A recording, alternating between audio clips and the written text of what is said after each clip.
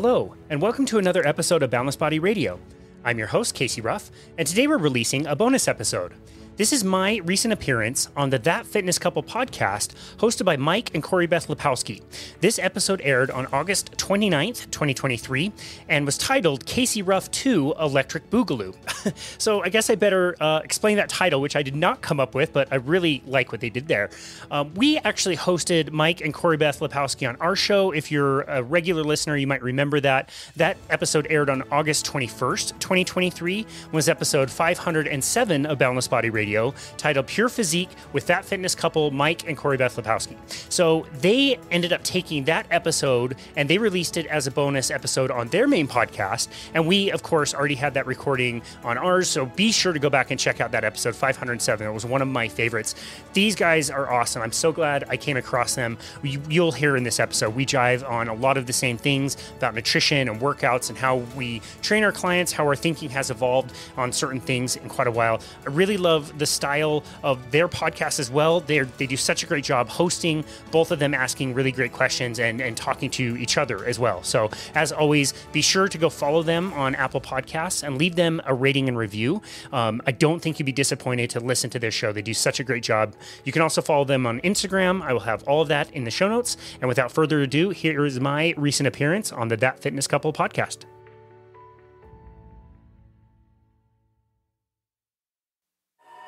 Let's go.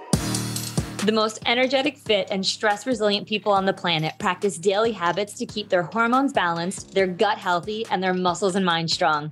Welcome to That Fitness Couple. We're Mike and Corey Beth Lepowski, founders of Pure Physique. This podcast is designed to provide you with everything we've discovered and continue to discover about nutrition, training, and lifestyle. Today, we all live hectic lives. So we've made it our mission to make your fitness time efficient and to build you up. Hope you share and enjoy. Let's dive into today's episode. Let's go. Today, our guest is Casey Ruff, who is the host of Boundless Body Radio, and together with his wife, Bethany, are the owners of Boundless Body, a fitness coaching company. Casey has been certified personal trainer for 16 years and also specializes in low carbohydrate lifestyle coaching, which includes ketogenic and carnivore diets. Over the last 16 years, he and Bethany have helped thousands of clients learn how to achieve their best lifestyle through movement, lifestyle management, and proper diet. Welcome to the show, Casey. Thank you so very much. It's such an honor to get to hang out with you guys again. Yes. I know. I mean, for those who are listening, we were just on your show, which was great. And of course, after we were all done, when cameras are turned off and it's just us talking, nothing being recorded, we were like, we got to do this again. And we got to hang out. It's so much fun. We just got to hang out. I mean, listen, if we were there in Utah with you, I am sure we would be hanging out with you and Bethany, going on the hikes and doing the paddle boarding and all the fun stuff it looks like that you guys do on a pretty regular basis. It's really amazing when you find your people who are, maybe like-minded. You just know them automatically and connect with them. And it feels like you have such a history together, especially for how much experience you both have in the fitness industry. It's been a really fun journey to get to know both of you. So it's an honor to be here. Same. All right. Well, then let's go ahead and we're going to just dive right into our true and false. We're going to set up the conversation a little bit for today. Yeah. I mean, you look ready. So I'm excited about this. Stretch it out. All right. Question number 1. True or false? And just keep in mind, I know you've listened to the show. You can add a caveat if you believe you need to. But true or false? You live exclusively on steak and eggs. Mostly true. Mostly true. Next is the real benefit of low carb for fat loss is fewer calories. False. Yeah, I strongly disagree with that. All right. Next, metabolic health begins with a good cardio routine. Oh, that's a great false. I love it. There is a direct correlation between breathing and fat loss. Yes, true. Here we go. You're going to like this one. Hold on. I'm going to get my tinfoil hat for this one. There we go. She's got it on. All right, folks, she's ready to go. Corruption is at the root of most illness. True. And then finally, you and your wife, Bethany, have cats and dogs. You are the cat person and she is the dog person. That's true. Nice. Nailed it. Wait, so that was the last one? We're not doing vaccines or politics or religion, anything like that? Like, wow, okay. Survived. We All don't right. want to scare everyone. Yeah, I'm sure we'll get into it at some point, though. Oh, those are great questions. Caveats to each one of those. I love dogs and cats. Bethany has grown to love our cat. And so, yeah, and caveats to the other questions as well. But generally speaking, that's where I'll go with. All right, awesome. Well, why don't we just first dive in? Let's give the audience a little bit idea of who you are. What is your background? I mean, how did you arrive here? Yeah, for sure. So basically, I was always interested in fitness, but was kind of the chubby kid growing up. I played ice hockey and eventually got into cycling. I was the nerd who, when they learned how to lift weights or whatever, I would have like the posters on the wall with like the different lifts and things to do. And I bought a cheap weight set and always loved that stuff. I also loved heart rate monitors. So I did a lot of heart rate training as I was doing my cycling.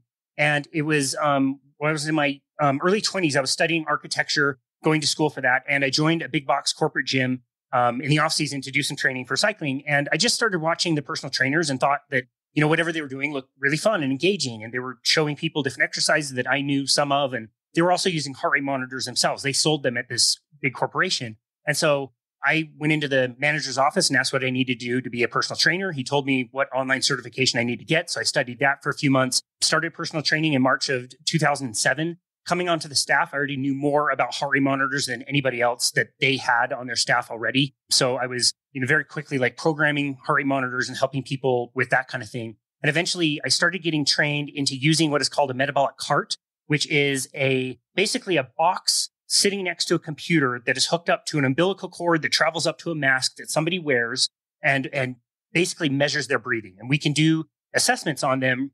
We could do a resting one when somebody is just sitting down and we can measure like a baseline metabolism. We could do something that looks like a VO2 max test, which is essentially what this was, where somebody would be starting out at low intensity on a treadmill or a bike, and we'd ramp that up until they had to quit. So we could tell them what their VO2 max is. And yeah, initially in 2007, all we really understood was calories. And we would tell people how many calories they would burn, that the machine would tell us at different intensities. We would show how much fat and carbohydrates they would burn as well, both doing exercise and resting, but we didn't understand what the importance of it was. So for instance, if you came in and said, okay, we did your test and we found out that you burn 2,000 calories at rest and you have a 70% carbohydrate burn at rest, then we would say, okay, it would match up best if you eat 70% of your diet in carbohydrates. Like that's all we knew how to do. As an endurance athlete, I was obviously on a very high carbohydrate diet because that's what you did. And so you ate the oatmeal and the bananas before you went on a ride. Then you were out riding with your team and it was, Cytomax and Gatorades and the shot blocks and goos and the bars. And, our team ride would always be 3 hours on the weekend. We would have to stop halfway, hour and a half in because everybody needed to restock at a gas station. So I'd buy those I can't remember what they're called, Sycamore double chocolate cookies. And I'd throw those down 2 by 2, and yeah, my stomach would hurt. And I did okay cycling, but it wasn't until much later that we learned how to manipulate, in particular, fat burning by changing the diet, which to me was insane. Like we had this call in 2012 where we were hearing from this coach working with world-class triathletes, but these triathletes were eating like 60 or 70 calories per hour, competing at the highest level, which was like hundreds of calories less than I would be eating. And they would be going far longer than I would. And it just blew my mind to learn that these athletes were eating bacon and cream and butter. And it was just so crazy to eventually come to the understanding of, yeah, we can change the amount of fat that somebody burns and we can reduce the amount of carbohydrates that somebody burns. And that's really important if you understand how we store those two energy sources in our body. Like you can store such a limited finite amount of carbohydrate in your body. You can only store it in the liver. You can store it in the muscles. But for most females, depending on muscle mass, that could be like 1,500 calories. For most men, depending on muscle mass, that might be 2,000 calories. It might be a little higher or lower, but it gives you the example that is a very finite energy source that is going to run out, which is why endurance athletes in particular bonk. And maybe your listeners, if they did a super hard workout, went a little bit too long, didn't have enough fuel, and all of a sudden they run out of energy like a car runs out of gas. They understand what that is. That's just running out of sugar. But at the same time, you can store tens of thousands or hundreds of thousands of calories of fat. And if you just teach yourself to use that as the resource, that's a seemingly unlimited amount of fuel that you can use for hours and hours and hours without really running out. So that's kind of what got me into the low carbohydrate space to begin with, was using these metabolic carts and understanding how we could change people's metabolic rates. I'm fascinated by the metabolic carts. And I'll be honest, until I heard you talking about that, I had never heard of that. I've never heard the term metabolic cart. And I thought it was so interesting. And, you started to allude to it when you were testing these people and you were coming up with, hey, this is your resting metabolic rate and this and that. Like, where did that lead in terms of some of your recommendations? I mean, you made mention of, this many calories and this percent of of food from carbohydrates versus fats and proteins. But how did that work out in practical terms when they went and put that into practice? Yeah, that's a great question. So in the beginning, again, it was all calories that we understood. So we also knew that if you ate less than whatever your resting metabolic rate was, that your resting metabolic rate would reduce. We learned that pretty quick. Like people that had done severely calorie restricted diets, usually paired with lots of calorie burning in the gym, we would expect that their metabolic rate would be suppressed. It would be lower than what we would expect for that person. But we would also have these like sliders where we would say, okay, here's your resting metabolic rate. Let's slide this up based on your activity level day to day, whether you're sitting in an office all day or whether you're shucking boxes at UPS, we can move that up or down. How many calories would you like to work out? Let's slide that up or down. And then we'll go over to the intake of the calories that you're taking in. How much weight would you like to lose? 1 pound? Okay, great. Let's either increase the exercise by 500 or let's reduce the food by 500. Let's, or some combination of the two. And 500 calories multiplied by 7 days is 3,500, which ironically is 1 pound of fat. And so that person would just go away knowing that they were going to lose 1 pound every single week for as many weeks as they had to lose in a very linear, even fashion until they got to their goal. You guys are smiling right now because that doesn't work. It doesn't work. But we didn't understand that. And so we did the thing that like Jason Fung talks about all the time. We blame the victim. Like, wow, you guys really suck at following our advice. As far as the composition of the diet, we, standard stuff. Like you're a personal trainer. You've done this long enough. And so you know this stuff. You're trying to do it yourself. I would argue that our personal trainers and myself is not even doing that well to begin with. And we would just do the Jason Fung thing that he talks about all the time, where you're blaming the victim. Like we just understood that everybody was really poor at following the advice because they could never get to where their goals were. And I would say like even on staff, like with myself and the personal trainers, like we would take the, suitcases full of Tupperware to eat at the gym and the meal preps and the all the vegetables and all these things. And you'd be so hungry, you'd have to eat every 2 to 3 hours. And it was such a big volume of food. And your whole day on Sunday is meal prepping. And, we were the trainers, like we were the ones recommending this. And even the trainers couldn't really sort it out, I would say. And again, like as far as food composition, we knew that it was the brown rice and it was the broccoli and it was the chicken and all of that stuff. And, we got along okay, but it was just, it should have been more obvious to us. Like, why are we so hungry all the time as trainers? Like, we should have good energy to see our clients. You know what it's like. Some days you've got 9, 10 clients back to back to back to back. And it sucks to have to like take a break to go eat your granola bar or whatever you have in between clients because you're so hungry. So that's kind of the way it was in the beginning. Again, over time, we understood that, okay, if we're changing the diet, we can start manipulating some of these numbers and it would start to work a little bit better for us. And then we started trying with our clients. So, again, it was 2012. We had that call with that guy. And so now it's like, okay, you're safe to have some olive oil in your salad and you're safe to have an avocado. Okay, step in the right direction. I remember seeing an article about the big fat surprise in 2014, and it actually just popped up in my Facebook, my first time reading the book, which again, this article and the book came out in 2014, and she did this interview that I listened to. I didn't read the book. I didn't start reading the book until 2016. I was aware of it, but I think I had an internal resistance. Like if she's right, and it sounds like she might be right, then everything that I've ever been taught about nutrition might be wrong. And I think that's why it's 2 years later that I picked the book up. And yeah, after that, I got my nutrition certification, which was, a very well-respected company, but that pushed me again, even further in the wrong direction of recommending lots of vegetables and, the whole grains. And we did a lot of like behavior control and like trying to get people to journal about their feelings and eat till they're 80% full and all that stuff. And so, yeah, so much of all of that failing. You start manipulating the diet. You start giving people, low carbohydrate diets. One guy in particular, we were doing a weight loss contest. He told me his diet, which was very high carbohydrate, like wake up at 2 a.m. for cereal. And I knew that he didn't have enough fat in his diet. So I'm like, dude, just get some fat in your diet. Let's just start there. He came back 2 days later and he's like, okay, well, I just lost like 2 pounds in 2 days. What is this keto stuff? And I was like, that's great. I don't know. I saw it on a magazine cover. I don't know that much about it. And that was like the last day that I ever listened to music in my car, for example. You know what I mean? It just becomes this like wild obsession when you start to learn that everything you've been taught worked for pretty much nobody.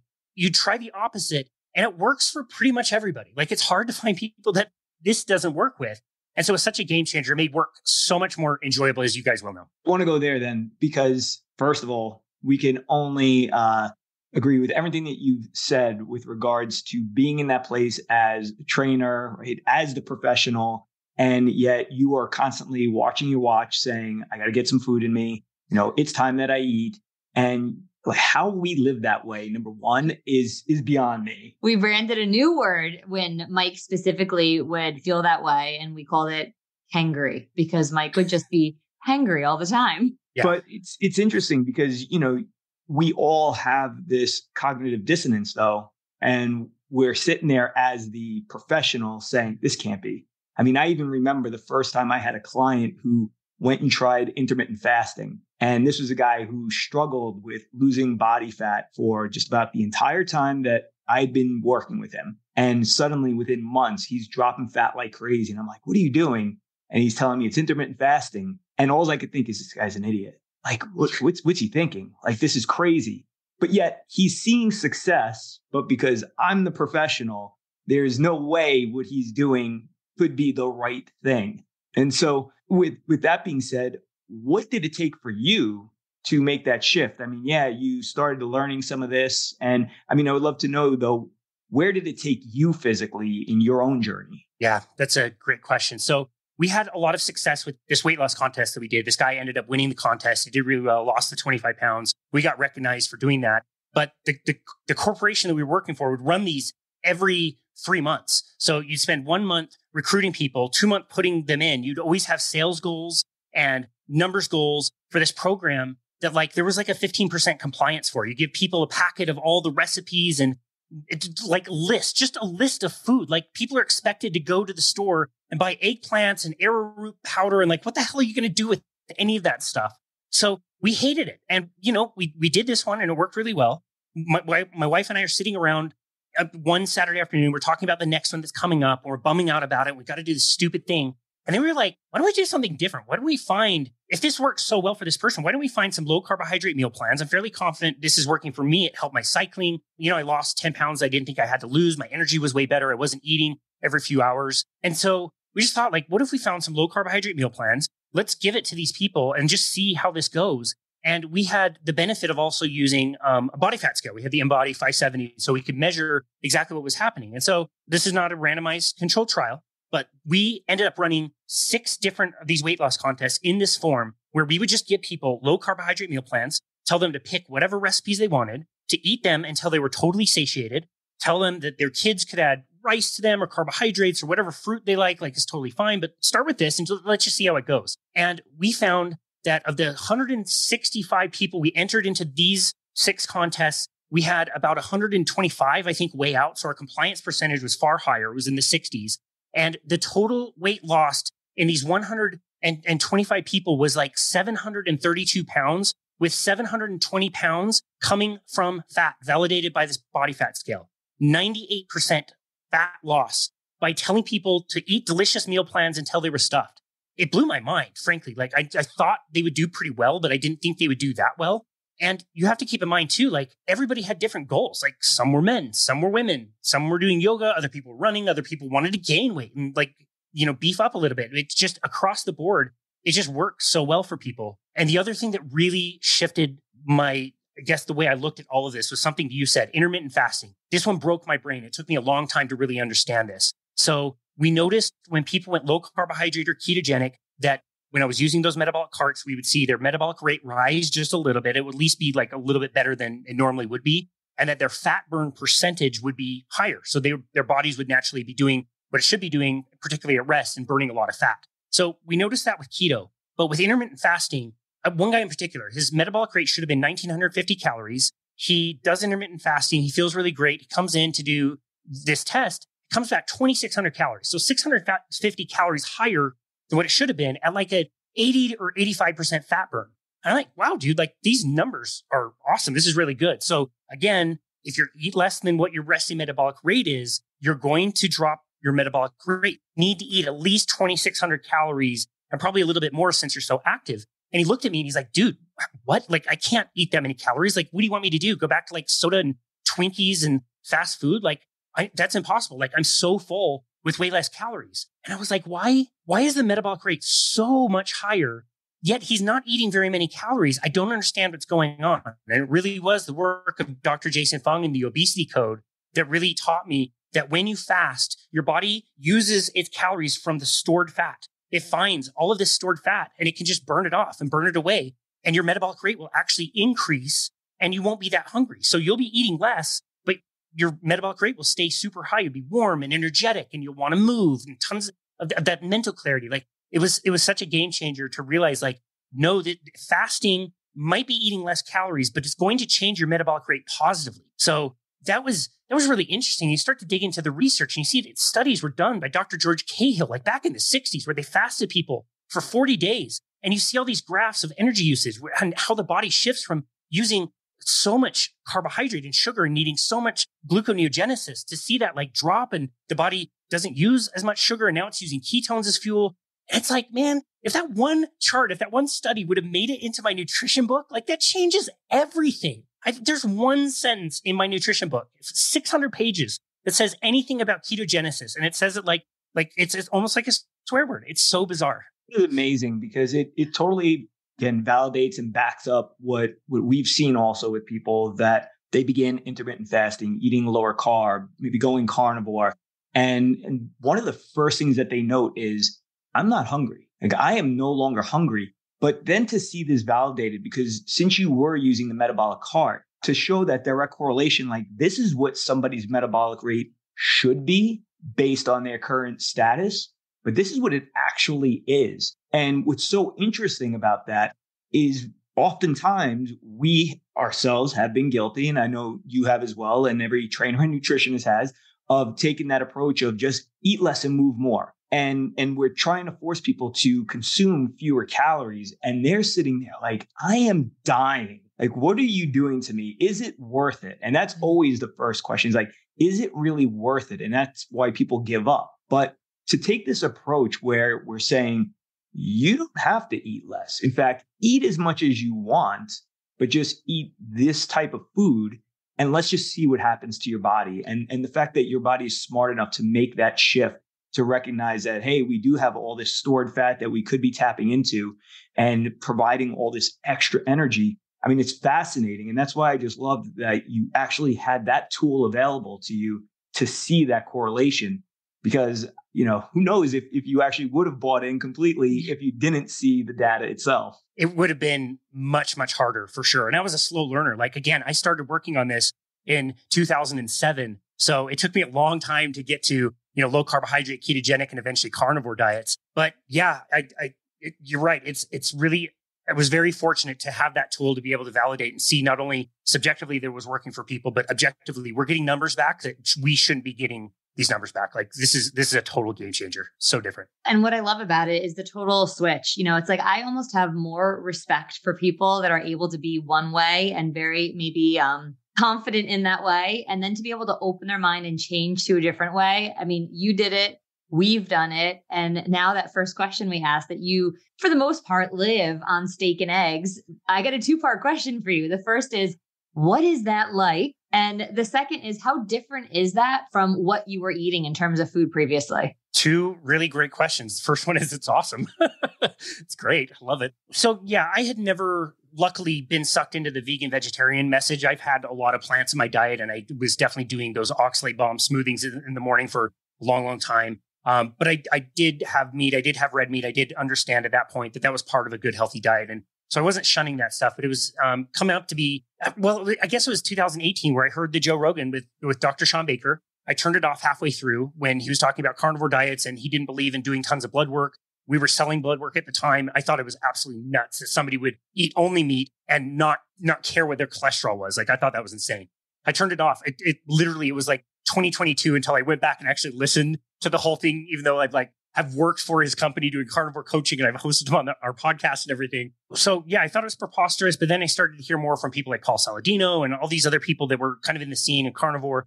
And, I just thought I'm pretty sure I won't die if I try this for 30 days. Like, I don't think I'll get a heart attack. I might not poop for 30 days, but let me just try this and see. And it was April of 2019 that I decided that I wanted to try it. I had enough information. I thought, well, I can probably safely do this without having a heart attack. So let me just try this. Let me just eat all meat. And I did. And you have the weight loss and you have the, I had some negative things in the beginning, like my digestion definitely was not great for the first 4 or 5 weeks or whatever. But it was really like week 2, week 3 that I just noticed that there was a calmness that I hadn't really experienced for any prolonged period of time. And I'd never had any mental issues. I'd never been diagnosed with anything, but I just realized like all the mental spinning in my head had just kind of slowed down and stopped, and stressful things weren't bothering me as much. And I was like, is the diet like this powerful that like I'm thinking so clearly and I feel so good? And yeah, anytime I cheated on it, the anxiety would come back. And it's just been this amazing journey where, May 1st, 2019, I didn't stop. I didn't want to get off of it. Again, it was more anything the mental clarity for me is the reason why I'm carnivore. I don't know if this counts as food addiction, but if there are times when I cheat, I'm not perfect all the time. So if I, am traveling and I forget to like not order fries with my meal, what I notice about myself is I'll eat a fry, I'll eat 2 more and say like, okay, that's as many fries as I wanted. And then I'll have another, and then I'll have 3 more, and then I'll dip it in ketchup and I'll eat it until they're totally gone. So again, I don't know if you want to call that food addiction. I just know that I will keep eating crappy foods way past the point that I want to. And it will take me a good 24, 36 hours to stop the spinning in my brain and to stop the cravings, like driving home and you're like looking at every fast food joint and every gas station. Like you those things kind of come back. When you're carnivore, eating mostly steak and eggs, you just like feel calm and good and you're not that hungry and you just eat until you're satiated. And it's great. And so, yeah, my diet primarily consists of steak and eggs. I'll have like hard-boiled eggs as my first meal sometime between like 10 and 2. Today's a good example. I've got back-to-back appointments. I haven't had time. And you know what? I'm just kind of fasting, which is really easy.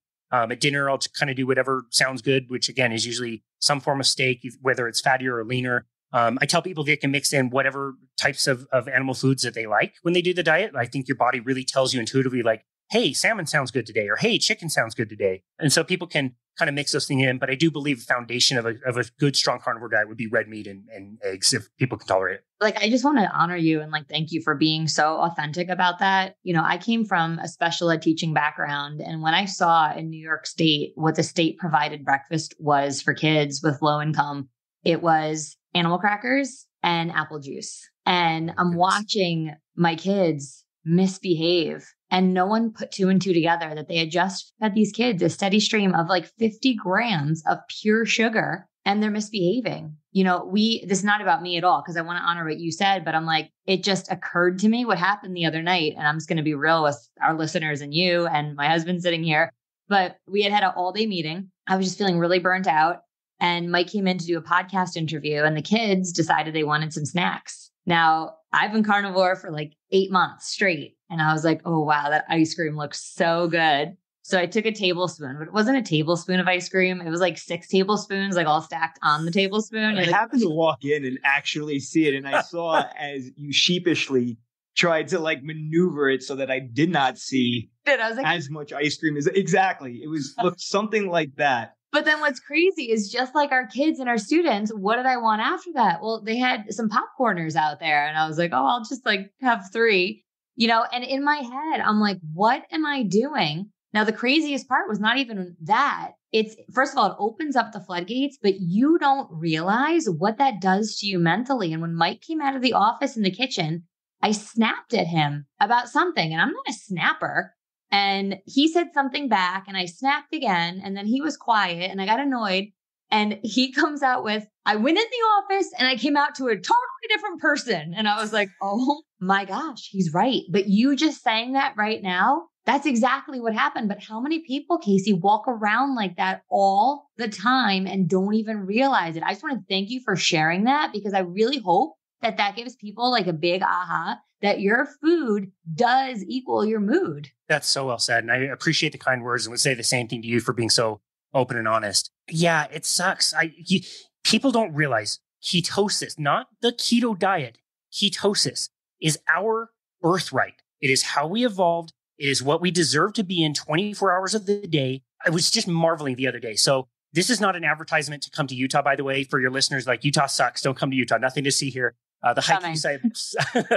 We've been there. We like it. We have so many wonderful things around it. I drove up to do a presentation that was up in the mountains. So it was about an hour and a half drive. And I'm going from the city up the mountains and down into these mountainous valleys. And you're seeing all these ranches and just looking out of the window and seeing an amazing diversity of plants blooming everywhere. different trees, different shrubs, all these grasses. Like there's so much vegetation everywhere and you can't eat any of it.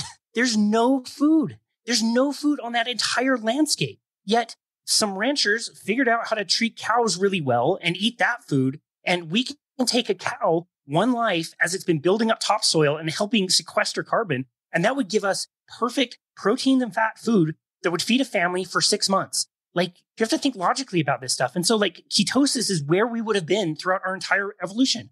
And that's what makes our brains function. And food is mood. I love that. That's where the calmness comes from. That's where we have this, like, it's like this savage mindset. And it's not like being a jerk. It's like you're hunting. You've got energy. You're ready to go. You're alert. You're like, you can go do stuff. And that's what we should be in. And to think that, like you said, most people out there probably will go their entire lives without spending one single minute in ketosis because they're in what is called, I'm going to use a term that I stole from Dr. Dave Champion, glucosis. They're in a state of sugar burning where they're running sugar through the liver where it should not be going and producing way too much blood sugar that can't be stored because we have that finite amount of sugar. So we're storing fat like crazy, ruining our liver, getting fat, getting diabetic. It sucks. And that's the way everybody is going. And I'll bet both of you could probably relate to how I grew up. Like, I grew up that way, that same way. You eat the cereal and skim milk before class. You fall asleep in first period. You eat the crappy lunch. You fall asleep after lunch. Like, to think that people like you and your kids will have this whole different life and lifestyle is really cool to know that, to contrast that to what, unfortunately other people are getting or what my experience was and probably your experience growing up. Yeah, it's interesting to reflect on for sure. And I love that you touched on, the addiction aspect of it. I think you're dead on. I think if anything, going carnivore or being really low carb and getting yourself into ketosis, it highlights how addictive food is. Because I know that for myself, I've had the experience also in the past few months where just a taste of something here or there, that's it, just a taste. Not 6 tablespoons of ice cream. Not 6 tablespoons. But I am so conscious of the dopamine hit. And I'm like, whoa, I get it. It's like that drug addict who has that first hit of heroin, that first line of cocaine. I mean, you can never get back to that. And that's the other thing people don't realize is that, every time that you engage in that addictive behavior, you're killing these D2 receptors and, you're never going to have that kind of hit again.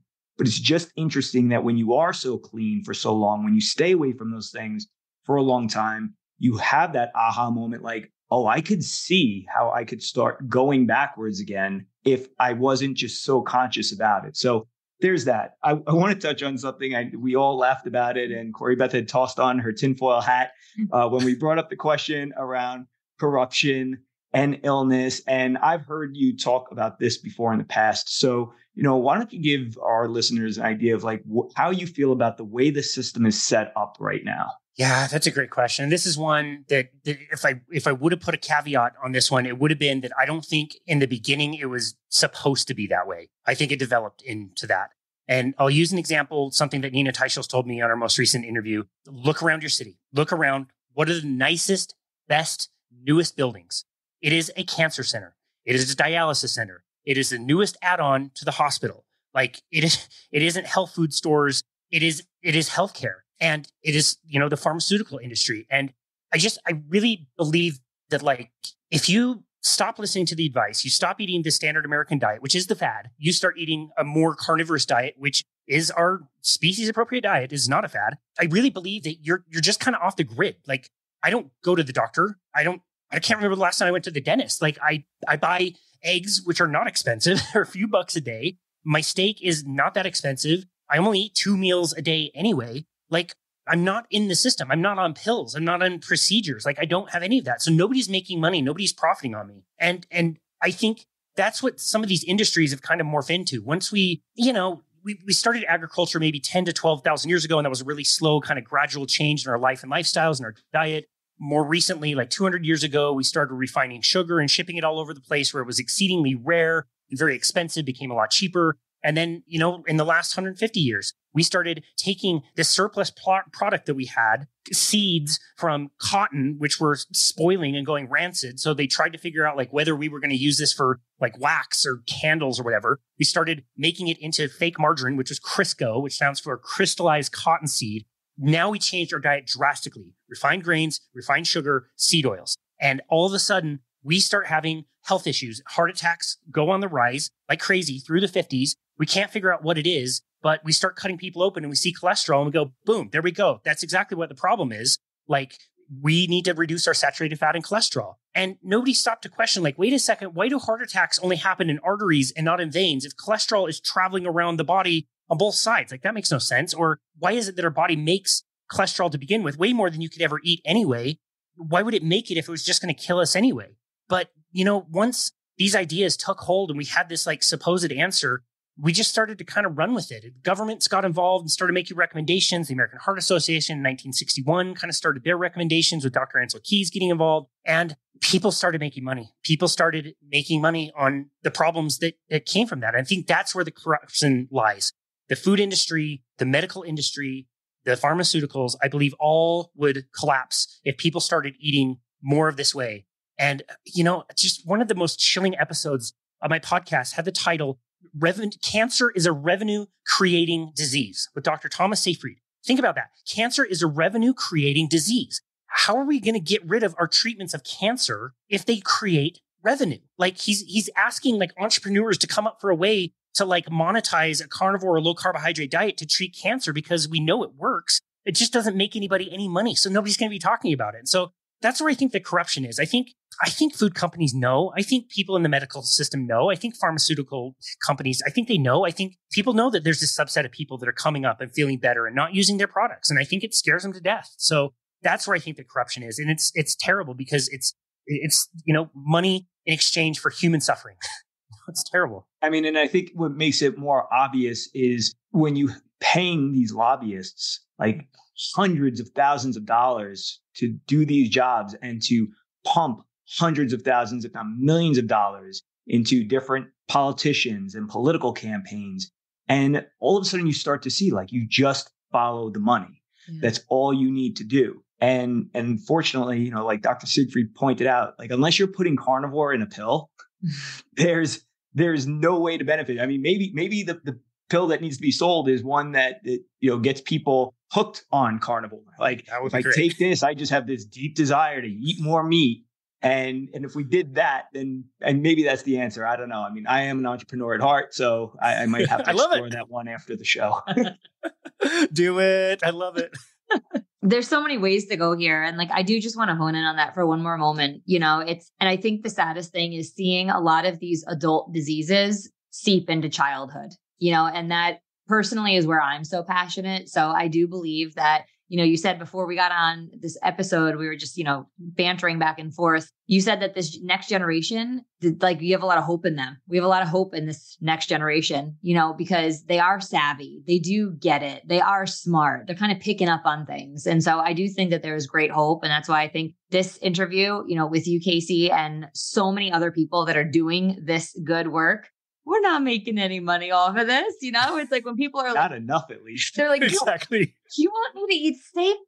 Like there's people on TikTok. They're like, you're just trying to profit. I'm like, off of what? Cows I don't own? Chickens we don't have? Like off of what? It's directing people to a different way. And I do agree with you that we can have hope that this next generation is going to pick up this torch, so to speak, and be able to carry it, because we cannot keep going the way that we're going. We just can't. I agree. I see it as almost like a delta. I think, unfortunately, there's a lot of kids that are not going to get that opportunity and they're going to continue to go the route of whatever their parents are going, which is unhealth. But I also, this younger generation, there's a lot of people that listen to Joe Rogan that don't watch the nightly news. And so it's just different. It's the kids are smart. Kids are very, very smart. And they, I think, are observing what is going on. And I think they can figure it out. And it's been one of my favorite questions to ask parents is like, was it really that hard to get your kids off of sugar and onto more carnivorous foods? And the answer I'm hearing is actually like, no, it was hard initially, but my kids' skin got way better and they enjoyed that. They started playing sports way better and they really like that. Their teachers are praising them for, good mental energy and they're getting good grades. And like, they're kind of self-selecting more of those foods. So it really gives me hope because you're right. Like we can impact whoever chooses to listen to our shows and, we can impact whoever is ready to hear this information. But by and large, this upcoming generation, I really have a lot of hope for that they can hopefully get it right from the beginning and really learn how to excel and thrive in life. And I think hopefully with you, Corey Beth, I really hope that happens. And I think kids have such a great ability to adapt. Like, we don't give kids enough credit with regards to how quickly they could adapt to a lower sugar diet. As parents, really the onus is on us because we're the ones who are bringing it into the house. We're the ones that are putting it in front of them. And quite frankly, I mean, from a kid's point of view, most realize that we're the ones that are in charge. And so if we just decided today that we're not doing this anymore, we're not bringing this in the house. And I know Corey Beth doesn't like here when I go that extreme with it. Well, I just want to just interrupt for a moment. We did have a podcast with our children about fruit snacks, and there has not been a fruit snack eaten in this house since that podcast. And nobody has missed it. Nobody's missed it. Nobody asked for it. It's insane. It's like, it's not an option. So it's not an option. If it's not an option, it's not an option. It really is that simple. And, the hope is that we just kind of encourage some parents out there who are listening to realize that, listen, if you're recognizing that this is a challenge for you right now, that you're addicted to these foods and that you're having a hard time, just think about how much harder it's going to be for your kids who've been eating them longer than you have. Because for most of us, we grew up in an era where sugar was a once in a while thing. It wasn't from the moment I wake up till the time I go to bed, I'm having some type of sugary food or dessert. Dessert was reserved for one time, maybe each day. And that was it. But then, of course, we had Lucky Charms and, Fruit Loops and all these cereals that started coming on the market, being marketed to kids. And now you have adults, right? Those of us who are in our late 30s, mid 40s, maybe early 50s, where we grew up with a largely sugar diet. And no wonder it's so challenging to get off this stuff now. So I just really hope that people take this to heart and recognize that, hey, listen, you can totally control the outcome of your child's life. I mean, you can't control all the aspects, but you can control this one and really help them out. Yeah, no, I totally agree. I think that's great advice for most parents. I mean, even my grandma at age 85, her diabetes was coming back. She stopped buying candy again and she lost like 50 pounds and she's not diabetic anymore. It's little things like that. I think that's really great advice. It's something simple that everybody can do. And it's amazing to hear that your kids don't even miss the fruit snacks. It's happy. Well, we got to get into this other true or false question. And that is that there's direct correlation between breathing and fat loss. You got to wrap us up with this one because I know people are dying to know.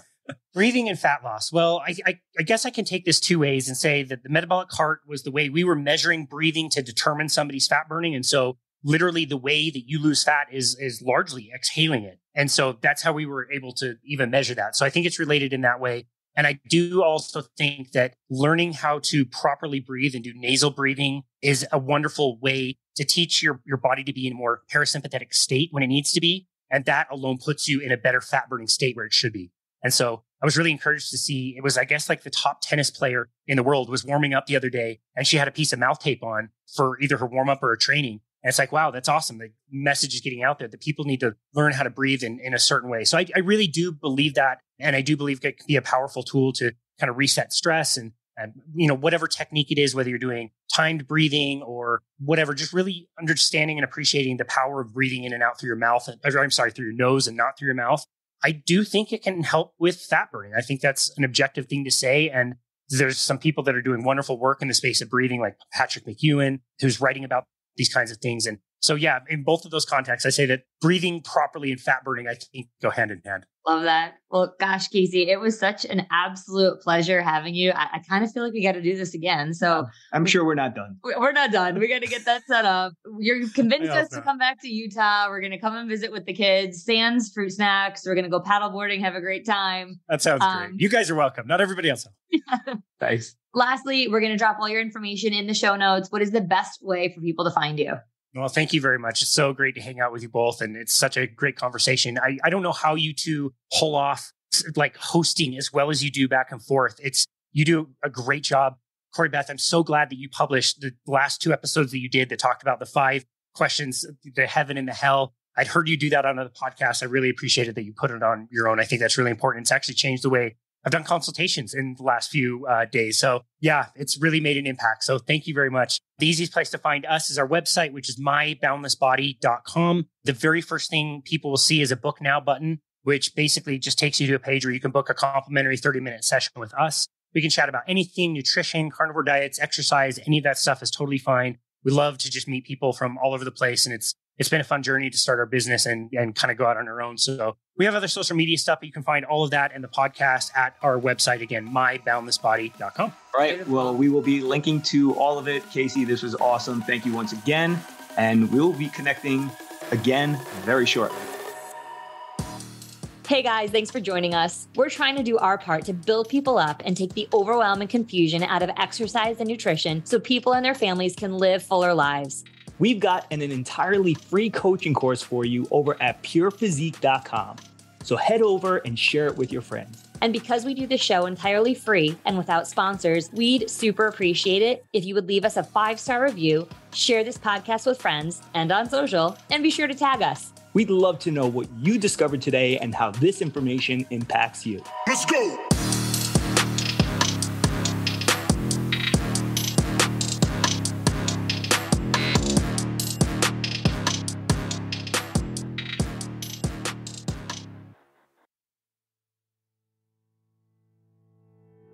So thank you so very much for listening to this bonus episode of my recent appearance on the That Fitness Couple podcast with Mike and Corey Beth Lepowski. I hope you enjoyed them as much as I did. They were great hosts. It was so fun to be on their show. Really fun to host them as well back in episode 507. As I mentioned earlier, everything is linked in the show notes, so you can find the episode that we did together. You can also find their links to go to their podcast and also their Instagram pages. So really encourage you to do that. And as always, if you wouldn't mind, please give us a rating or review. Apple Podcasts is the best place to be able to do that. That's where there is the most impact. And as always, thank you so very much for listening to Boundless Body Radio.